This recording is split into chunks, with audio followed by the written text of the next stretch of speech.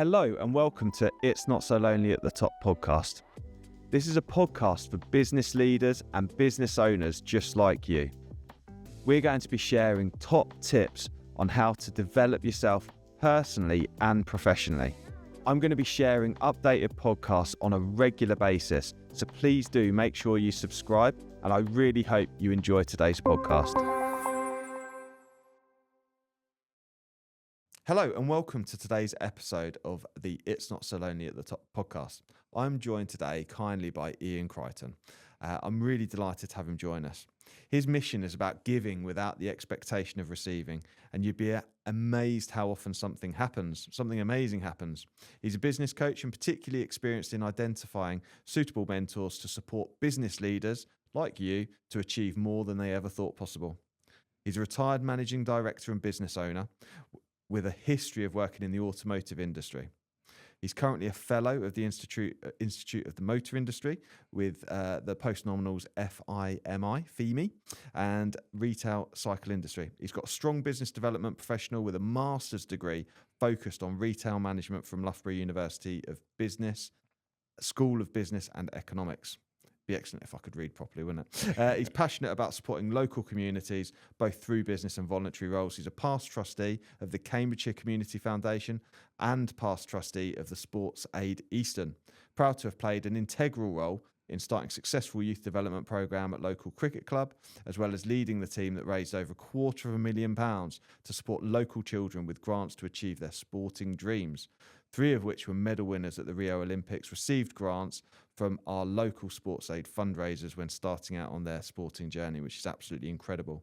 He's led the way towards the planting of a new forest for the city by coordinating the planting of the first 5,000 trees named Crichton's Wood, also involving local primary school children growing their own trees from seeds and working in partnership with the local environment trust. He's carried the Olympic torch, which we were talking about just before we came on air, as part of the 2012 Olympic torch relay, and he's spent 8 years as chairman of the Cambridgeshire Chambers of Commerce.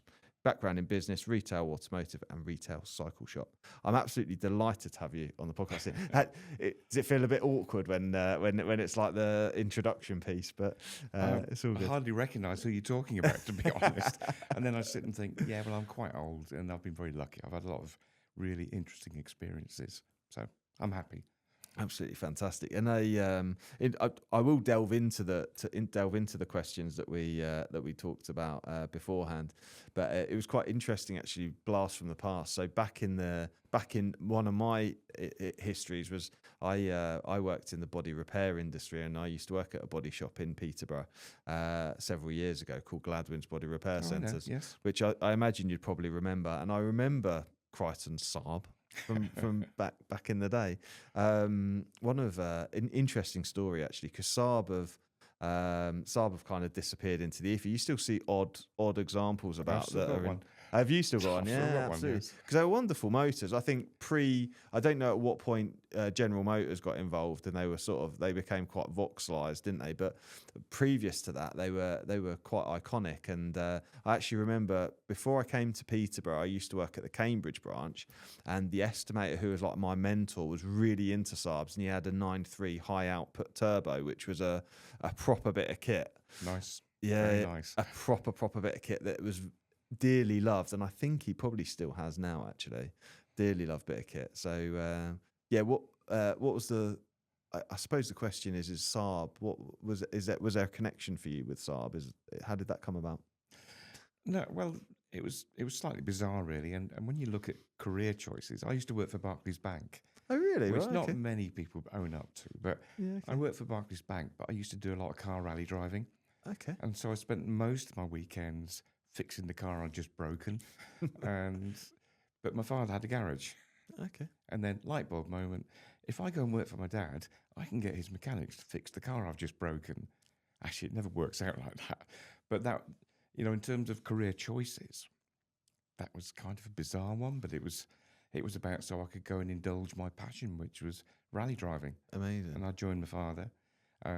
We were the first Mitsubishi dealer in the UK. Wow, okay. And there was a Japanese quota system in existence, and we literally couldn't get enough Mitsubishis right, okay. to fulfill what we needed. Wow. And Saab came over the horizon looking for a dealership. Mm-hmm. And so we thought, well, that will just add some icing on the cake, really, for the business. We'll be a Saab dealer as well as a Mitsubishi dealer. Fantastic. And as it turned out, the Saab thing was ended up being the big part of our business. Yeah, sure. It's interesting actually. Mitsubishi. I'm trying to think of what an original Mitsubishi would have been. I'm a bit of a petrol head myself and enjoy vehicles. I had an Outlander for a little while because Mitsubishi are quite well known for sort of 4x4s. I suppose you got like the pickup trucks and things like that. Yes. But I suppose it would have been pre-pickup trucks. Would it have been like normal sort of saloons and that kind of thing? It was all saloon cars. Mitsubishi Lancer 1200. Mitsubishi Lancer 1200. The first one we had in the showroom was, I think, £1,129 on the road. Wow. And That's incredible. It was game changing because it had a radio as standard, it had a heated rear window as standard, and it had 2 door mirrors, one on each side. And they were all standard. So that was where we started. Really? Right. Okay. So we're talking back in the day when a radio was optional and mirrors were optional, were they? Exactly, yeah. Wow. Yeah. Incredible. And everything comes with heated rear screen now and a lot heated windscreen too. Fascinating. When you think when they moved on to the Mitsubishi Lancer Evo, yeah. And if you're a petrol head, an Evo. Oh well, yeah, absolutely, yeah. One of my luxuries that I had a demonstration model of every model of the Evo.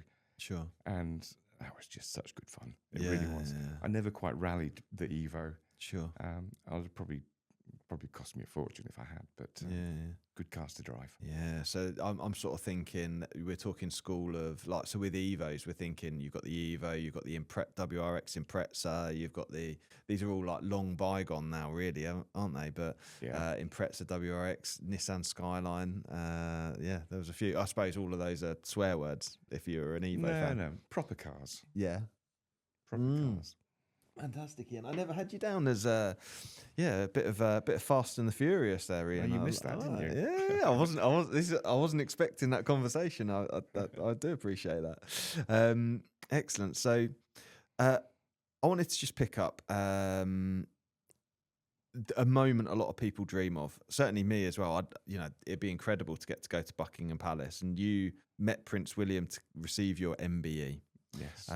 Congratulations, by the way. Oh, thank you. That's a fantastic achievement.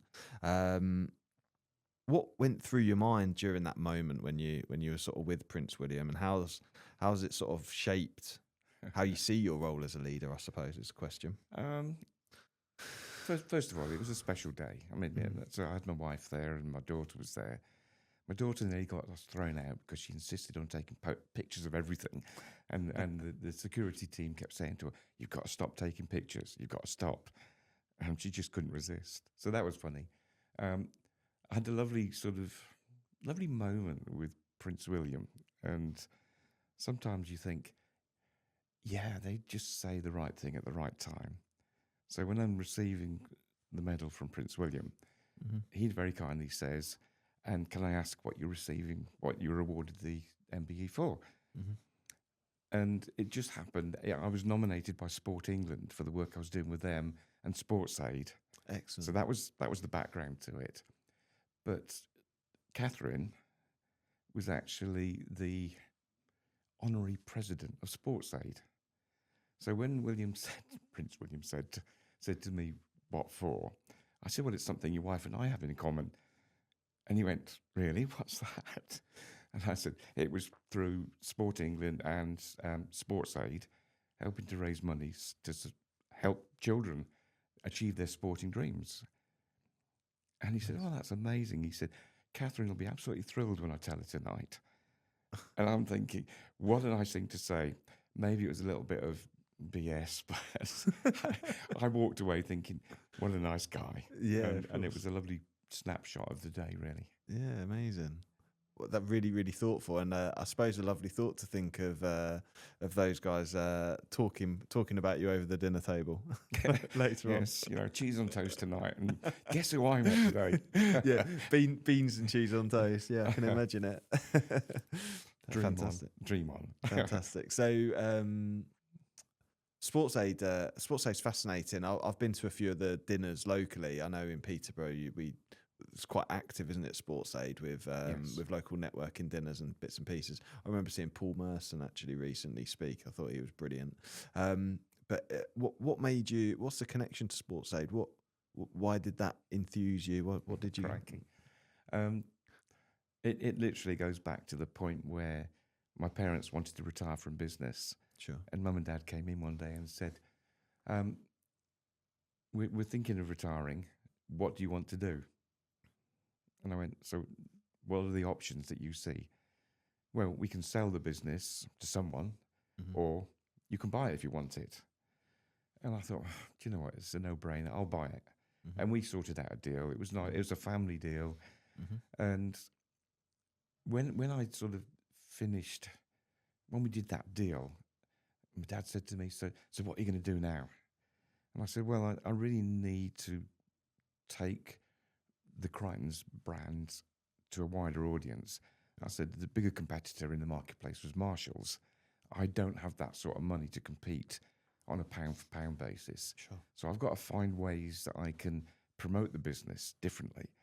And working with a friend of ours who was in the PR business, we set up a thing called Sports Star of the Future Award. Amazing. Where we invited youngsters to write in for a grant. Sure. And it was all about what they'd achieved and what their ambitions were. Sure. Quite a few of my business customers got to hear about it, and they said, well, can we be part of it? So we ended up raising money to support more and more children. Sure. And then out of the blue, I get a phone call from Sports Aid, which is Sport England's charity, saying, Iain, you're doing the same as us. Why don't you join us? Sure. And initially I said, well, that's very kind of you, but no thank you. And they went, why? I said, well, when I'm raising money, I absolutely 100% commit that any money we raised will be used to support Peterborough children. Sure. And if I joined Sports Aid as a national charity, then I've kind of got to come cap in hand to you to get money back. Sure. And they came back to me later and said, Iain, what about if you just had your own bank account and you managed your own finances?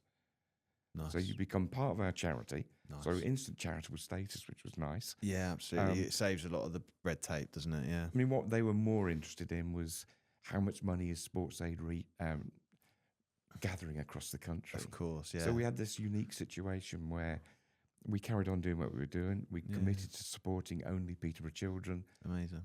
But we became a national charity, which was pretty cool, really. That is really, really cool.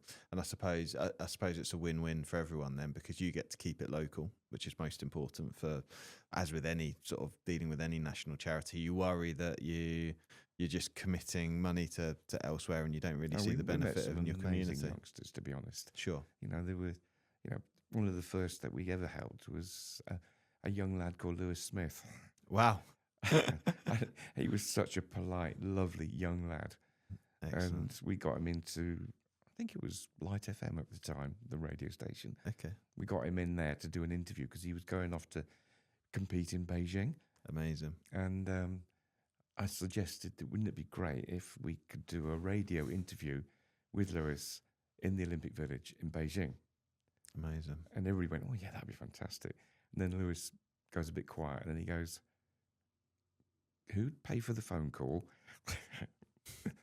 I said, don't worry about it, Lewis. You won't have to pay for the phone call. Of course, yeah. And we had a long relationship with Lewis, and his mother was just fantastic. Sure. And with a lot of these sports people, as they become more and more successful and more, Strictly Come Dancing, all this sort of stuff. All of a sudden, they have an agent. Yes. And you want them to come and do something. Yeah. And you've got to talk to the agent, and then the agent's going mega thousands of pounds or whatever. Yeah, of course. And I bumped into Lewis's mum one day, and I said, how's Lewis getting on? And she said, why don't you talk to him? I said, well, yeah, everything's got to be through his agent. Sure. And she said, oh, God, yeah, it's a real pain, isn't it? I said, we'd love to get him to come and do another Sports Aid lunch. But I said, I can't pay his sort of money. He said, you shouldn't have to pay anything. I'll have a word with him. Sure. Next thing I know, I'll get Lewis coming to say, do you want me to come and do a bit at one of your lunches. Amazing. And I'm thinking, oh, that's really nice. Yeah, lovely. It's giving back. Really good. Yeah, and I respect the fact that if you get to that level of status, you do need to have an agent, Of don't you? course, But then, yes. and obviously that their job is essentially to protect his interests. But it's lovely to be able to bypass it through his mum. Amazing. Mum was lovely. Yeah, amazing, amazing. That leads us nicely on to the next question. When we were preparing, we talked about your parents shaping your future, and your mum was a moral compass, and your dad as your work ethic.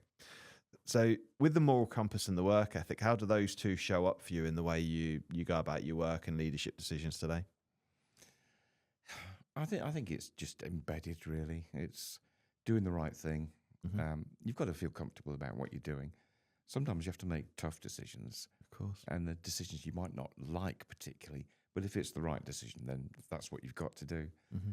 But my mother was always very much about doing the right thing. And I almost didn't appreciate until she was gone Mm-hmm. just how powerful her belief was in doing the right thing. Mm-hmm. So my parents moved to France, and sadly they both passed away now in France. But for my mother, we organised a memorial service in Peterborough or Castor, Yeah. and I was absolutely astonished. The church was rammed full, Amazing. but it was past leaders of the council, it was CEOs of big organisations, and I'm kind of thinking, what are you doing here? Why are you here? Mm-hmm. And I'm walking around talking to these people. How did you know my mum?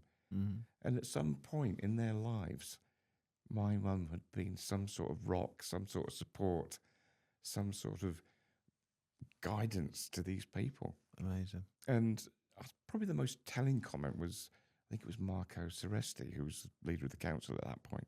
Sure. And he went, what you don't appreciate, Ian, is your mum was mum to an awful lot of people. Yeah. And I'm going, oh my goodness. That's lovely. And it's really, and even now I kind of get, hairs on the back of your neck standing up when you think about Sure. it.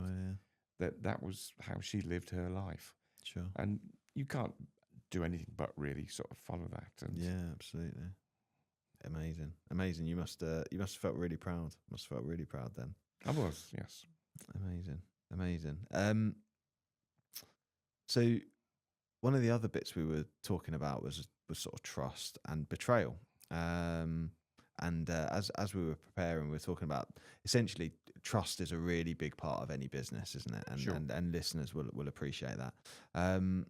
In preparation, we talked about how you experienced a betrayal, and I'm interested to sort of share really with the listeners what did that period teach you from a resilience perspective, and has it changed? Are you more defensive now in the way that you build relationships moving forward? I think for a period I was, definitely. Sure. But my instinct is always to believe in people, and sometimes they let you down. Sure. I do sort of have a hard line which says, if you let me down, that's fine, Mm-hmm. but you only do it once. Sure. But if you're with me, Mm-hmm. then I'll just give you 100%. Mm-hmm. And I think one of the things that my father said when he walked out of the business when they retired, he said, Ian, one of the things I'd like to just say to you is these people in this business, they don't work for me. He said they work with me. Mm-hmm. And he says if you carry that with you, Mm-hmm. it's about working with people, not trying to get from them the maximum you can get out of them with giving nothing back. Sure. And again, my mother was in the business, and she was the point of reference for everybody. Everybody who had a family problem, any sort of problem, Mm-hmm. they would sneak round to the back door and come and have a chat with me and my mum. Yeah. And those sort of lessons, they become embedded. Sure. And I had a mechanic. He was a great mechanic, to be honest. And then his work went off the boil, and then he started making mistakes. And the instinct is just to get cross and say, you're on your last warning, that's it. But, the mother instinct almost is, what's wrong? This isn't the way you normally work. Mm-hmm. And it turns out his wife had got a disability, and she'd gone downhill quite quickly. They were having problems paying their rent. Sure. And once I knew all that, the background to it, Yeah. I was able to help him. Sure. And, he became the most loyal person. If I wanted an extra 10% from somebody one evening, Yeah. he would just hold his hand up and say, yeah, count me in. Yeah. And, it's about working as a team. It really is. Yeah. Yeah, that makes that really resonates. To be fair, I think you're absolutely spot on there. And actually, that we're talking, I think increasingly as time's gone on in business, we've become a little bit more. Business has become a little bit more open. But I think about back to 20 years ago when I was working in the body shop. And things were a bit tougher back then, or the general culture was a bit tougher back then. It did feel like you worked for your boss. That was sort of how it went. But those shows of loyalty and support are really, really valuable to gain that sort of what I suppose discretionary effort, which is where people are willing to go that extra mile for you. That really helps. Really helps longer term. They're not doing it for the business. They're doing it for the person. Sure.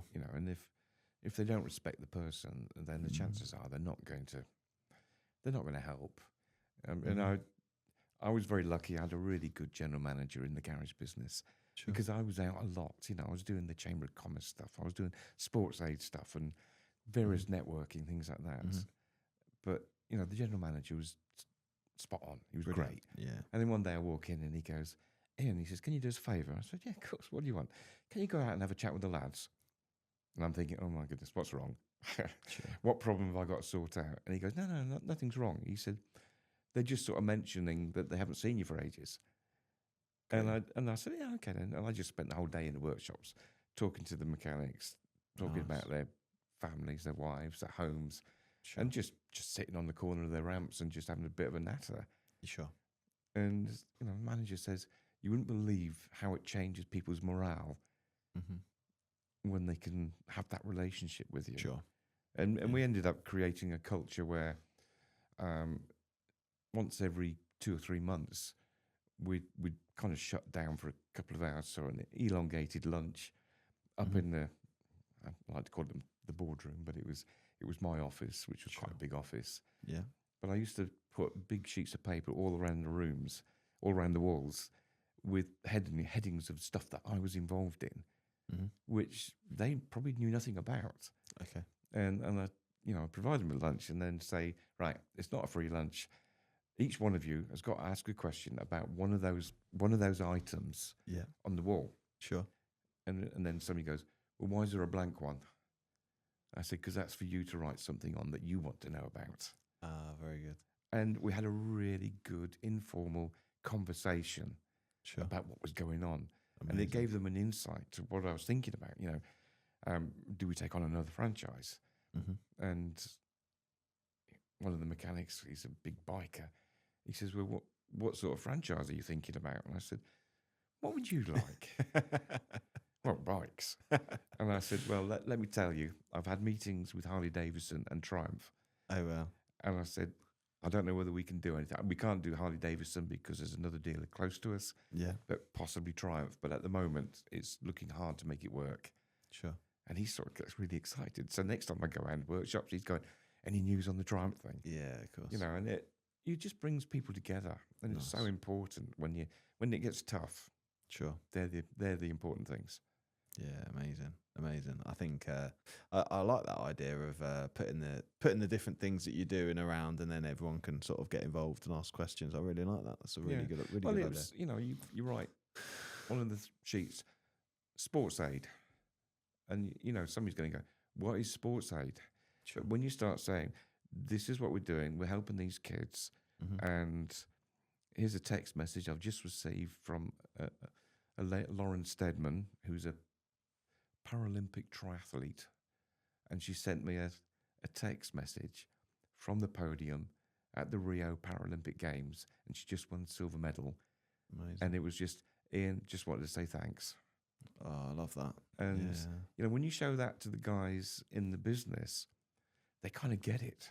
Sure. It's not just about it gives them the cars purpose. and selling cars. Yeah. It's a business with some purpose. Yes. And that's one of the things when I'm coaching people now, I often try and bring out of them, what's your purpose? Sure. And when they find their purpose, the game changes completely. Yes. Yeah. it's really interesting that you mentioned that, because I'm conscious that your coffee's going cold as well, Ian. I'm sorry. That's my fault. I just like to talk. One of the things that I do with a lot of my clients is this thing called motivational mapping, and it's very interesting actually. The data from motivational mapping is that essentially the process with motivational maps is there are 9 motivators. It's a bit similar to, you might have come across DISC and those kinds of things. But if you haven't heard of motivational mapping, there's 9 key motivators.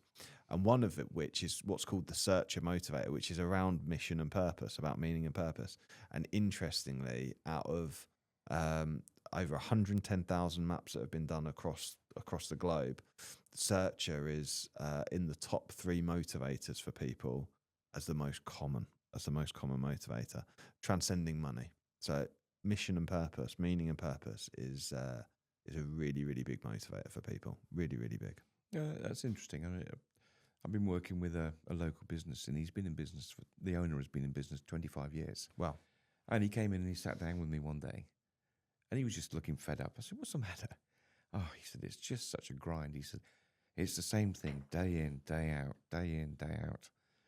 And he said, It's just hard work. I said, "How did you feel when you first started out?" And he went, I couldn't wait to get out of bed." He said, "It was just so exciting." I said, "Do you feel like that now?" He said, "No, not at all." And we started talking about purpose. Sure. But we found something that actually was really at his heart. And all of a sudden, he's going, He said to me, I'm going to tell you something stupid now. I said, "Oh, go on then." He said, "It's taken me 25 years, but I now know my purpose." That's probably the least stupid thing I've ever heard. Absolutely. Because he rushed back to his business. He got the whole team together. And it was no longer just a business. It was a business with a purpose. Amazing. And now everybody's more motivated. Sure. So it's interesting. Yeah, absolutely. Fascinating. So when we in preparation, we talked about leaders quietly carrying their toughest moments. During as you were going through a period of rebuilding trust, what got you through those days, and where motivation sort of just wasn't there? Was it a discipline thing? One of the things that I often speak to leaders about, and actually it's one of the quick fire questions at the end of the podcast, is I talk about discipline and motivation and which is more important, because sometimes motivation does drop and you just need the discipline to keep going. It's interesting, and you need other people. Sure. And when I went dark days, when this sort of betrayal of trust, and I had to put one of my businesses into liquidation, voluntary liquidation, because the circumstances just weren't right.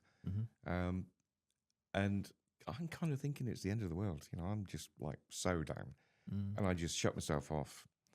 And then the interesting thing that happened was people I knew in business started reaching out, and they started saying, "Ian, come out and come and have lunch." And all of a sudden, I've got this group of people that I'd worked with over the years. Sure. Were sort of putting their arm around my shoulders and reassuring me and encouraging me to keep doing what I've always done. And it wasn't a long, dark period, but it was just enough to make you think, well, you know what, other people go through this as well. Sure. And when you're in business for yourself, it's a lonely place. So, one of my businesses, my wife was in it, my daughter was in it, and you think, okay, so why would it be lonely? But when the buck stops with you, no matter what, and sometimes, in difficult times, it's even harder when you've got your wife and your family around you, because it's impacting them as well. Of course. And even though you think, well, why don't you understand? Well, they kind of do, but there is a difference, I think, between owning a business and managing a business.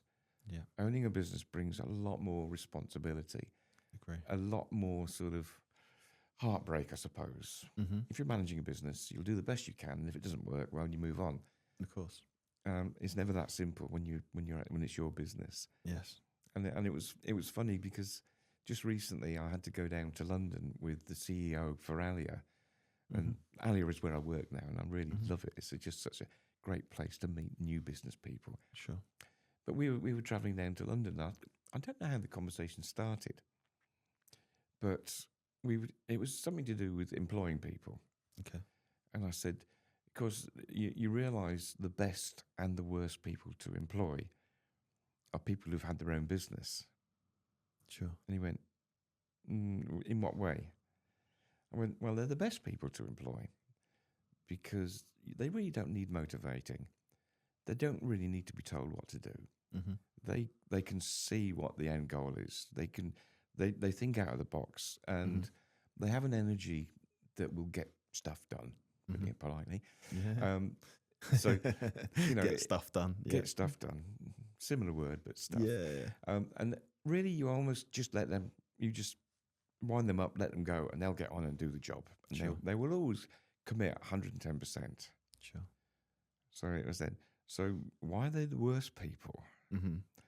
I said, people who've had their own business have got zero tolerance of laziness, stupidity, incompetence. They can't put up with it because they can see it. And there was one of these sort of like little moments where he went, "Are you talking about me?" And I said, Heaven forbid, would I talk about my CEO in that time? But I said, it's true, that because they are so committed. Sure. I said, I work for Alia, and actually, I treat it like my business. Sure. And he sort of raised his eyebrows a bit. And I said, no, I don't mean in the sense of owning it, but I treat it as if it was my business. Sure. That's my commitment to Alia. And it's not about the money. It's about everything else that goes on with it. Yeah, I'd like more money. We all would. Sure. Hi, my name's Pete, and I want to thank you for tuning into today's podcast. I'm a coach, speaker, and author. And if you want to take your personal development that bit further, did you know that I offer a mastermind program as well as one-to-one coaching? If you're interested, please do reach out on peterushmer.com. I don't know. It's owning a business and running your own business are very different things, I agree. Yeah. It's interesting actually because it leads us on to the next question, which is: you believe business owners have a responsibility beyond profit. What does creating a positive impact on people, place, and planet actually look like for you in practice? Is that how long have we got on this one? It comes back to doing the right thing, and it can be just as simple as that. Are you going to do the right thing? Treat your staff well. Okay. Pay them the right money, and don't try and rip people off. Sure. Treat your customers, whoever they might be, with fairness. Sure. But then you start looking at what's going on in the community around you. I mean, sometimes things happen, and you think, "How did that happen? That was lucky." So as a garage business, there's nobody listening to this, is there? I'm not a cricket fan. Okay. But the chairman and captain of Nashington Cricket Club came in to see me in the business and said, would we sponsor the cricket club? Sure. And then bearing in mind what I just said, I'm thinking, no. But on the other hand, because I was involved in sports aid, supporting kids in sport, I just said to them, how many youngsters do you have come and play cricket? Oh, well, not very many, really. I said, I'll tell you what, I'll do you a deal. I'll sponsor the club if you create a youth policy. Nice. And they said, all right, okay. And they went away. And then they came back and said, yes, we'll do it. And I said, not so fast. What are you going to do? Saying you're going to do it is one thing, doing something. Yeah. But they got a committee together, and they got one of the committee members got his children play cricket. And they went from a club that had 2 or 3 youngsters turned up occasionally, Sure, to having more youngsters playing cricket than they could create teams for. amazing. And they went from a club where the clubhouse was a bit damp and run down to now having one of the best clubhouses in the area. Amazing. And as a club, they went on to win the CAMS Premier League. And it was interesting going to one of their prize givings that the first team was made up of young lads and people my age. Right. Okay. And it was so nice to see. Yeah. And some of the people who joined as juniors, they went on to play county level cricket. Amazing. And really, if I'm being honest, it didn't cost me a lot of money. Mhm. And if I'm being very honest, a past chairman of the club came to me one day and said, "Ian, what sort of cars do you sell?" Mhm. And I told him Saab and Mitsubishi. He said, "Is there anything in the Saab range that would suit a senior management person?" Mm. And I told him what there was. He said, "Okay, I've got 7 senior managers. I want to buy a car for them all." And he bought 7 Saabs from me. Wow. Now that was a totally unexpected Yeah. result. Of course. Yeah, of course. But for local businesses, if they could replicate that with the local clubs and local societies, Yeah, sure. it's game changing. What goes around comes around. Yeah, absolutely.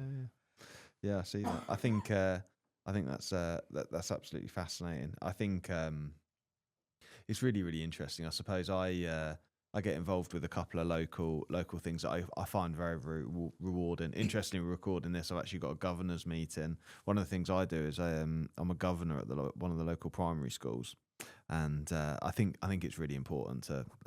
I suppose we probably share that value around nurturing the next generation and creating opportunities. But I actually do get a benefit from that as well, a secondary gain, which is I find it really fascinating. I've always operated in private businesses, either small to medium, or I have worked in a big corporate, as I mentioned, for a vehicle manufacturer. But I've never worked in the education sector, for example. And it's very interesting. The school that I'm a governor at is Ofsted Outstanding, and I get the benefit of seeing how things work from a leadership perspective in a school. Brilliant. Which is a really interesting variation to business, because it's no longer about profit; it's about impact. Yeah, absolutely. And I think I find it almost quite humbling in a way, because when we lead a business, the profit's kind of like the bit that comes after, I suppose. And you're always chasing like your KPIs and your data and stuff like that, which are always sort of previous measures. Whereas interestingly, I think with sort of one of the things that I find interesting with education is you can't pay your team more money. You've got to motivate people. You can't pay them more money. A lot of it's about having good systems. It's about leading in the appropriate way, looking after people, and then also like the feedback that you get for the work you're doing is like instant. Like the young people are either learning or not learning. They're either passing their exams or not passing their exams. Everything is right there and current.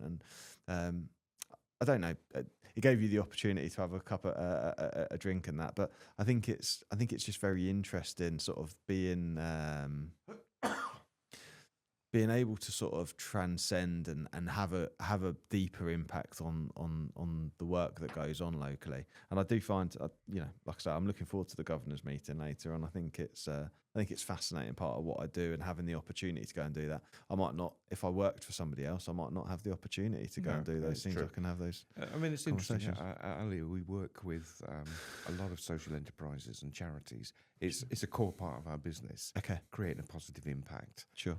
And it's really fascinating, because when I start working with them, and the founders and the chief execs of these organisations, almost without exception, they come and say, well, of course, Ian, we're not here to make a profit.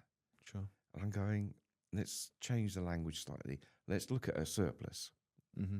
And what I try to encourage social enterprises to do is to think a bit like a business. Sure. But then, it's almost this, social enterprises should behave like a business, because that's the only way they create commercial sustainability. Yes. But on the other hand, businesses should and could behave like a social enterprise, because they have the power to do good. Yes. And that's really important. I agree with both the points you make there. I think I think the challenge, we were talking about the motivational map stuff earlier, and people who are driven by purpose. The issue is if you've not got enough savviness or astuteness around the business part of what you're doing, you essentially profit or surplus is sanity and creates longevity. Absolutely, ultimately, and sustainability. So on the one hand, you've got that. But on the other hand, if you've got a business that's solely around profit, solely about making money, it becomes a bit soulless. And so you've got to have the there's a balance for both. So yeah, that makes absolute sense. Interestingly, it moves me on to my next question. Really interesting how it all weaves together. I've noticed there's a bit of a shift happening from a leadership perspective right now. In your view, what are leaders getting wrong or could do more when it comes to legacy and having responsibility? That's so difficult, and it depends on the scale of the venture, really. Mm-hmm. You know, the PLC corporates, Mm-hmm. they will always tend to operate in a certain way. Sure. The place where we spend most of our time is the early stage businesses.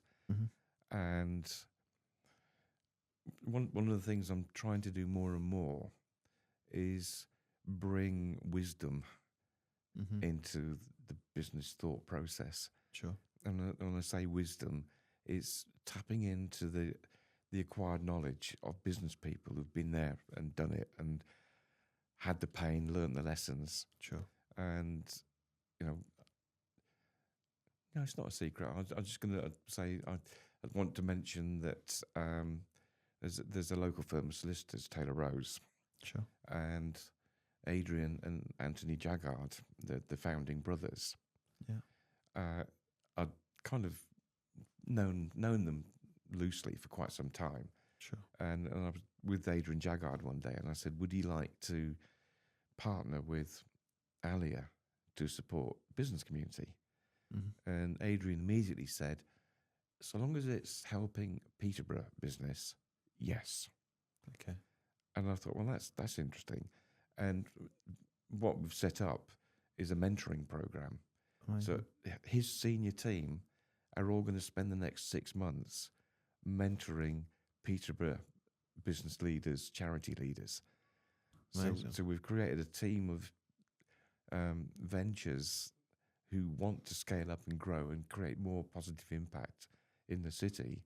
Mm-hmm. And Adrian and his team are actually stepping in to provide very high level mentoring support. Fantastic. And that's really exciting. That's really exciting. What a commitment as well. Really, yeah, no, really good. I'm absolutely thrilled, and it's, I get the question, because I've been around a long time. I've got quite a good black book of contacts. Sure. And it was, Ian, do you know Adrian Jaggard? And I went, yeah, sort of. And they said, oh, right. Could you have a chat with him? He might be interested in doing something with this. I go see Adrian, and the first thing he says to me, oh, yeah, nice to see you. He said, how's Michelle? Now, Michelle's my daughter. And I remembered that my daughter used to hang around with Adrian and Anthony and his gang in the early days. Right, so okay. Adrian wasn't really bothered about me. He wanted to know how my daughter was. Oh, wow. Because he'd not spoken to her for a long time. I just thought, that's what this Peterborough community can be like. Sure, yeah. People caring for each other, people taking an interest in each other. Yeah, and it's lovely when a Peterborough business says, I want to help, but it's got to be for Peterborough. Yeah, absolutely. Now, Adrian is global. He's in Australia, Canada, and all over the UK. But he's a Peterborough business. Got you. Amazing. I love that. And again, it moves on to sort of my next question. Mentorship is something you're obviously very passionate about. And obviously roping other people in as well, other business leaders as well, which is fantastic. What's the difference between a leader who manages and one who genuinely changes the trajectory of someone else's life? Because this is about having the impact on other people, isn't it? And their businesses. Yeah, it is. And I suppose, gosh, it's, this is sort of like, I don't know, so deep sometimes that you can't predict it. Mm-hmm. And it is literally about, it's leading, not managing. Mm-hmm. And people follow leaders who have a passion and a vision. Mm-hmm. It's when you think back to, I don't know, Martin Luther King, and how many people followed him. Mm-hmm. And Martin Luther King never said, follow me because I've got a plan. Mm-hmm. Martin Luther King said, follow me because I have a dream. Mm-hmm. And sometimes that's what it has to be. Mm-hmm. It's that dream which people go, oh, I love that. Sure. You know, the guy who said to me, I now know my purpose. Sure. His purpose was his dream. Sure. And it was solving a problem in the city. And a problem that is just almost so big, you think, that's ridiculous. Sure. But I'd often say to people, you know, if you're going to have this vision of where you want to take your business and your people, Sure. almost when you tell somebody, they should be saying, wow, that's amazing. Sure. And when you tell somebody, it almost gets to the point where it should scare you. If it doesn't scare you, it's not big enough. Sure. If people don't go, wow, that's amazing, Mm-hmm. it's perhaps not big enough. For sure. You know, because I think, you know, with legacies and visions and all this sort of stuff, it's just got to be like blow your socks off. Of course. But then your team will follow, Of course. because all of a sudden they're not just doing a 9-to-5 job; they're doing a 9-to-5 job with a purpose. For sure. So that, I guess, my natural next question would be: so Ian, as you with your multiple, you know, hats that you wear, but what's the vision for you? What's your vision? That's such a good question. It's such a nasty question as well. Oh, sorry. I didn't mean for it to be nasty. No. And because I had this fired back at me, the guy I've been talking to, you know, who said that he now knows his purpose. Sure. He came and sat down with me a few days later. He said, I need to ask you something else, Ian. What would you like your legacy to be? Oh, there you go. Oh, God. And I said, probably in simple terms, if everybody I worked with, everybody I spoke with, at some point said, thanks, Ian, I now know my purpose. Nice. That would kind of tick that box for me. Okay. You know, to make the world, I want business people and charities and social enterprises to be successful. Sure. You know, so many social enterprises, they're not businesses, they're expensive hobbies. Mm-hmm. You know, because actually it's costing them money to run it. Mm-hmm. That's wrong. That shouldn't be. You know, people with heart and passion shouldn't be constantly having to put their own money into it just to keep it going. Of course. They need to run it as a proper business. I'm told by Peterborough City Council that Peterborough's a great place because we have more startups than anywhere else in the UK. Mm-hmm. We are the startup capital of the UK. Wow. What they don't talk about is we have the 4th highest failure rate of anywhere in the UK. Really? Right. Okay. So if you want to say, well, what would success look like for me? I would like Peterborough to be the highest survival and growth rate of anywhere in the UK. Sure. And startup rate. So it's a startups yeah. will continue. I mean, we're by helping people to be successful. Mm-hmm. By default, you're almost encouraging more people to start. Sure. Fascinating. That's really interesting. Really, really interesting. So when I say about, you know, if your vision or your legacy doesn't make people go, wow, that's amazing. So it's obviously not quite right yet because you didn't say, wow, that's amazing. But it is. Wow, no, it is amazing. I think I was sort of a bit taken aback, actually. I think it is incredible. I think that's a really nice vision. Really nice vision. You know, in some ways, I think, this is stupid, but actually, wouldn't it be great? How would it feel if that's what we ended up with? Sure. Yeah, fantastic. It's time for my 5 quick-fire questions. Oh, dear. I've not prepared you for these, so apologies. Okay, Ian. go on then.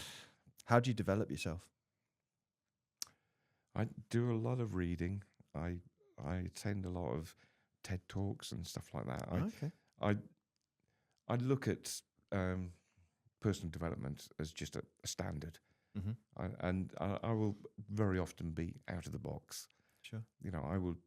You know, when it was motor trade, Mm-hmm. I think 4 of us, we got on a plane and went to Dallas to spend 2 weeks visiting the American motor industry. Oh, wow. To find out how they did it. Amazing. Yeah. And I still believe in that, you know, and I still look at, Mm-hmm. I read business biographies Sure. from successful people to learn from what they did. Oh, amazing. You got a top tip? Any favourites? Any ones that stand out for you? Yeah, Marcus Sheridan, They Ask, You Oh, Answer. what a great book. And that is, Yeah, what a I great book. constantly refer to that because it's such a simple concept Sure. and it's so powerful. Yeah. There's- Really, really good book. There are other books, obviously, but Of course. Yeah, of course. it's just one that works for me. Perfect. Perfect. Let's go back to young Ian. Ian at 18 years, the rally driver. What's your advice for that younger version of yourself? I think when you get to my age now, you start thinking about stop, enjoy the moment, Sure. because actually these moments pass and they're gone. And actually, I've been so lucky, with things I've done. I used to play a lot of squash. You wouldn't think it now, but I used to play a lot of squash. And the 5 times world champion came to Peterborough, and somebody said, "Would anybody like to have some time on the court with him, Yuginder Khan?" And of course, stupid me went, "Oh yeah, I'll do that." What a lesson that was! What a lesson! Humbling experience. But I mean, here's the thing: I won a point off him. Oh wow! And he high-fived me, and he said, "I didn't let you win that." But those moments are so fleeting. Sure. Carrying the Olympic torch, meeting Prince William, all this sort of stuff. They're not game-changing, but they're just fleeting moments. Sure. And I often say to my daughter, just stop, pause, look around, enjoy the moment, because they don't last. Yeah, absolutely. Presence is powerful. I like that a lot. This is a bit of a tricky one, so I might give you a little bit of time to think about it. What are your 3 top tips for success? Teamwork. Like it. Yep. Definitely teamwork. Teamwork makes the dream work. Yeah. Oh, I hate that phrase. Sorry. One of my clients, interesting. I'll let you think about the other 2 whilst I speak for a moment. But yeah, so the saying "the teamwork makes the dream work" is it's one of my clients. They're based up north. They have a big sign. They're a big haulage firm, and they do a lot of removals work as well for like home moves and stuff like that. And there's a big sign because a lot of their guys have to work in teams, the porters. Anyway, they've got a sign outside their yard. So whenever I say it, I think of them because they've got this big sign for the team as they leave in saying "teamwork makes the dream work." It works for them, but I understand it's a bit it's a bit twee, isn't it? It's a bit twee. I think the other thing, and it's a lesson I still learn, is to value your own time. It's if you don't value your own time, you're constantly chasing your tail. And there's in fact, people I'm going to see tomorrow in Birmingham. He started, I think, 5, 6 multi-million-pound businesses, which have been very successful. Yeah. But it's on the basis of valuing his time. So every morning, he switches his phone off, he switches his emails off, and he spends 90 minutes working on what's important for growing the business. Excellent. So make an appointment with yourself. And I say this to a lot of people starting up in business. First thing you should do, well, today's not finished until you've planned tomorrow. Never go into a day thinking, what shall I do today? Yeah. Have a plan. Of course. And the second thing is always make an appointment with yourself.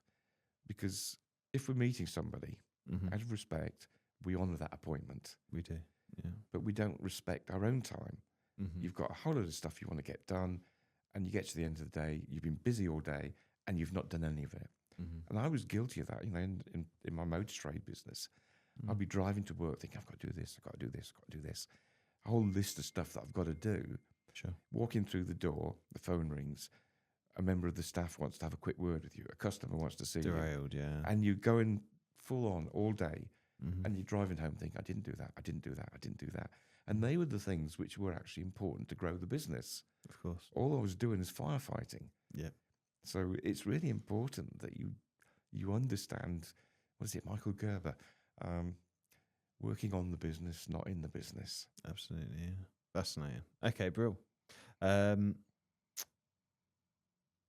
2 more questions. What sacrifices have you made in your career? None. Good. I never see it as a sacrifice. Okay. There are things, my wife and I haven't been on world cruises or holidays, exotic holidays, Sure. but that was kind of never an issue because there were other things that were higher priorities. Sure. Making sure that my daughter got a really good education, Mm-hmm. work. I am very, very lucky Mm-hmm. that I've got the best wife in the world. Mm-hmm. And she has always been 110%, if not more, supportive. Sure. I will be asked if I'd be interested in doing something. Would I chair this or would I do that? I'll go and talk to my wife and say, what do you think? And I don't really know why you're asking me because it's what you want to do and you're going to do it. Yeah. But I said, if you said don't do it, then You won't. I won't. Of course. But so I don't actually believe I've made sacrifices. Fantastic. Final question. You'll be pleased to know. And we touched on it earlier. Discipline or motivation?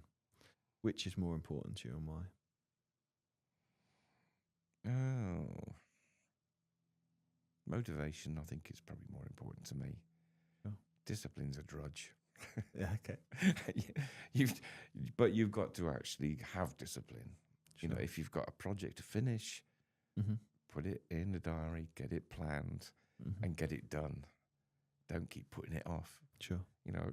Quite a lot of my time is I work on lists. I'm quite good at making a list of things, and it's very satisfying when you cross something off a list. Yeah. But motivation is the thing that excites me, Mm-hmm. and I think sometimes it's a curse of the entrepreneur. It's the next shiny thing. Sure. You kind of see an opportunity and you think, oh my goodness, I've got to do that, and you almost drop everything else. Yes. Or you have a really great idea, and I've probably had more great ideas sitting on the corner of my desk Mm-hmm. than I've ever got 10 lifetimes to deal with. Of course. But yeah. they're the things which get me up in the morning. They're the things which excite me. Yeah, of course. Amazing. Very much the curse of the entrepreneur. That resonated with me. You are right. I've certainly had enough shiny things, ideas, and things that would last me 10 lifetimes as well. So And I was very I interesting. tend to quote, I think it's Steve Redgrave. Yeah. About focus. Yeah. And Beijing Olympics, Mm-hmm. British rowing told the rowing Olympians, Mm-hmm. if you don't come back with medals, there's no more funding. So it was make or break moment for British Mm-hmm. rowing. They hadn't won medals for God knows how long. And Steve Redgrave got all the rowing team together Mm-hmm. and said, this is make or break. We have to win medals. Mm-hmm. And this is going to be about focus. Mm-hmm. And the focus is, will it make the boat go faster? Mm-hmm. Anything that we talk about, anything that we do, it could be simply, what we're going to have for breakfast. Mm-hmm. It's going to be about making the boat go faster. Okay. Everything was about, will it make the boat go faster? And the whole team had to agree, Mm-hmm. yes, that would make the boat go faster. If somebody said, no, I don't think it would do, right, we're not doing it then. Mm-hmm. They came away from Beijing with more medals than the rowing team had ever won, ever. Amazing. That simple philosophy of focusing on one thing, Yeah. transformed the future of British rowing. Fantastic. Thank you, Ian. And on that bombshell, focus on the one thing. I think that's a fantastic way to end the podcast. Thank you very much. Thank you. Ian, I enjoyed it. It's been really nice to have a enjoyable. chat. Yeah, it's been really I think enjoyable. the coffee's still cold, but never mind. Yeah, do apologise. That does happen, sadly. Listeners, thank you for watching and listening to today's podcast with Ian and I. I hope you've enjoyed it. If you're listening and you've enjoyed it, please do leave a 5-star review, particularly on Apple Podcasts. It really does help us reach more local people to be able to support our cause. So thank you very much. And Ian, thank you very much for joining me. You're welcome. It's been wonderful. I've Thank you very enjoyed much. it. Good. Talking about a different person, almost. Thank you for joining us on today's It's Not So Lonely at the Top podcast.